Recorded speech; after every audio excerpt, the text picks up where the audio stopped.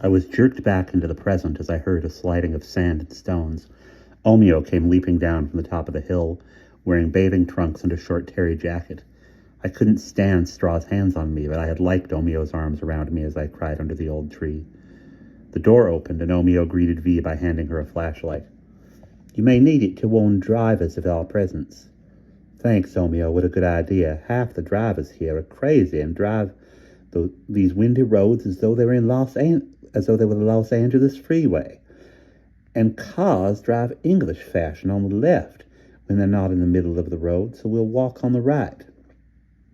She led us along the path which ran below the balconies of the dorm.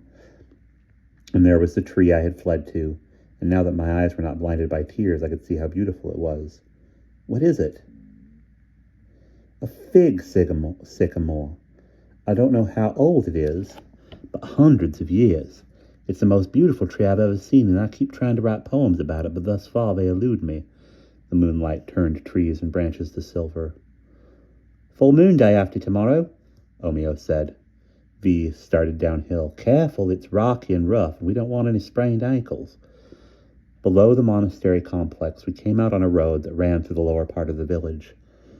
There were a few shops closed for the night, what looked like a small bank, a taverna with people sitting outside, laughing and talking. Music came from within, and light spilled out onto the road. "Osceola is on its way to becoming a resort," Vi said, "since the old resort towns, like Famagusta, are now Turkish.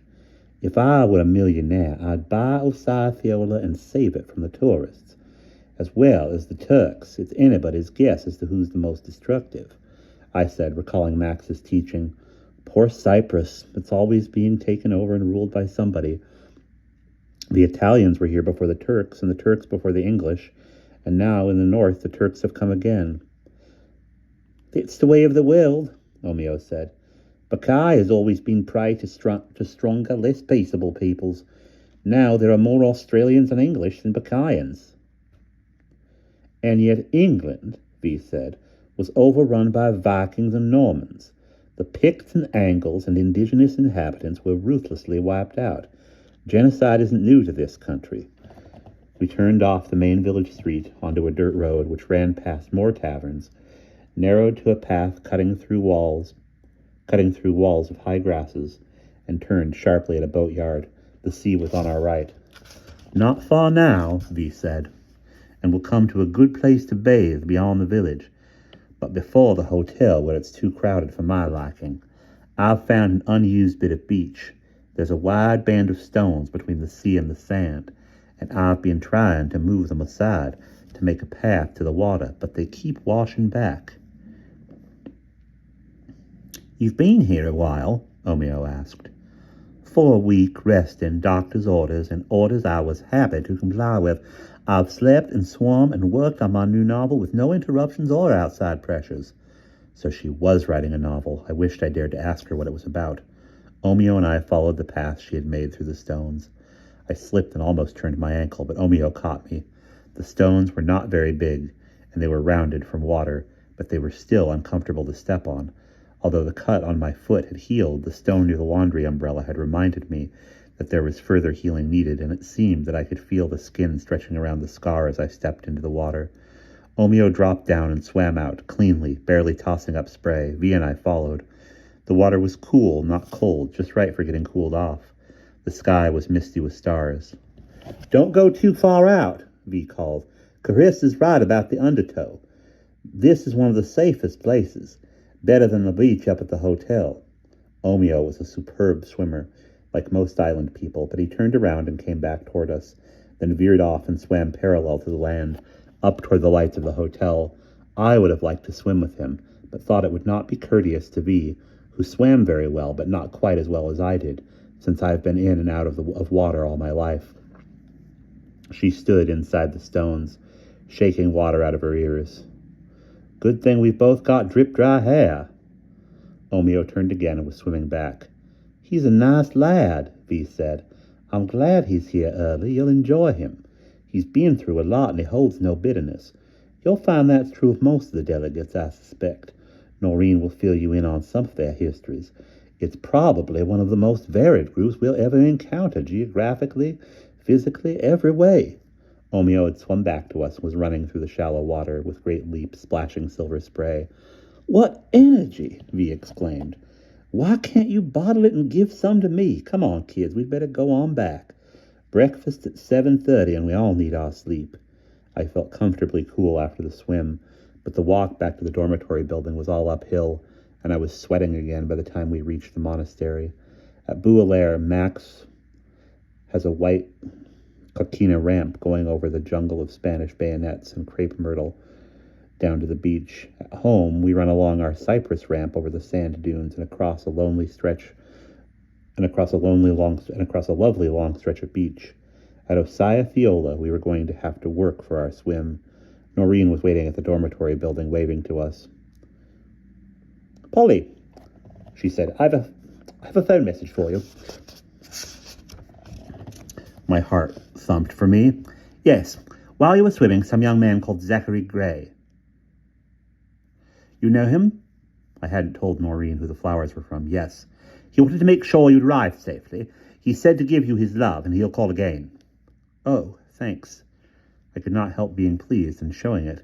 Then I said good night to V and Omeo, thanked Noreen again, and we all went to our rooms. I took a lukewarm bath and lay back in the tub, dazzled by Zachary's flowers, by his call. The bedroom was hot. I lit the mosquito coil and opened the shutters, and lay down on the bed to read for a while. At home, there are screens everywhere and windows open to catch the breeze. Max had told me that when she and M.A. were growing up at Bouillère, not many people had screens, and they slept under white gauze mosquito nets. A mosquito net would not be a bad idea at Osaya Fiola. The coil went out without my realizing it, and instantly I was attacked by invisible, soundless insects. I slapped at them, struck a match, and relit the coil. Realized I was going to have to close the shutters. I was bitten on the legs and arms, the face. I slammed the shutters closed, scratched my legs, rubbed my eye. Could feel it hot and itchy. I remembered Rennie telling me that the vector, the biting insect, which put trypanosomas into the bloodstream and ultimately the heart, frequently enters the body with its lethal poison biting the corner of the eyelid. I had a moment of utter panic. Nonsense, Polly. You come from a family of scientists. Use your mind.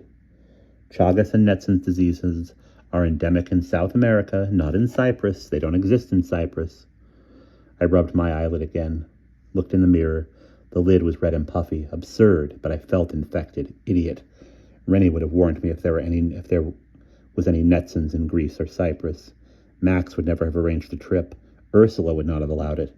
Daddy wouldn't even have considered it. There are plenty of biting bugs at home, nasty red bugs, shrilling mosquitoes, no-see-em bugs, which bite and the bites puff up like the one on my eyelid and get red and feverish but are unimportant. That's the kind of insect these cypress bugs were, just like the Benny seed no-see-ems. Itchy and horrid, but not dangerous. Nobody would have a conference center where insects were a threat to life. My heart began to beat less fearfully. But it was hot. My sheet was wet. The fan was blowing a warm draft over me, doing no more than recirculating hot air. I put down my book and turned out the light. Even the filament of the light bulb added to the heat of the room. The coil burned slowly, its end barely glowing, so that I knew it was still lit. I was not being bitten anymore. I turned on my stomach, spread-eagled. The cool waters of the Mediterranean seemed eons ago. I was bathed in perspiration, and I wanted Rennie to sit by me on the bed and reassure me, tell me I needn't worry about the bite on my eyelid. How do you feel when you know that an insect bite on the corner of your eyelid means death to your heart? What a funny little muscle to hold life and death in its pumping. But this wasn't that kind of insect, that kind of bite. I wanted to run to Rennie, the way I had run when I fled Bouillère. And we'll pause there.